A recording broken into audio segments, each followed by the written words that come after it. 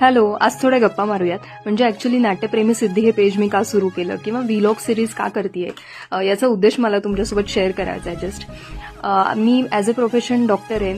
BMS MD झालं आहे माझं. MD आयुर्वेदाची ही डिग्री घेतली मी.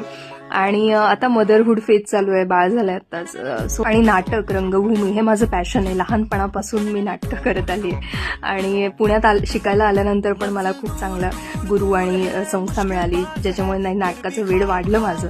आणि मग आता ह्या MDच्या आणि मदरहूड फेजच्या गॅपमध्ये मला ते काही करायला मिळत नाहीये, तर हे ती आवड मी यातून जोपासायचा प्रयत्न करते.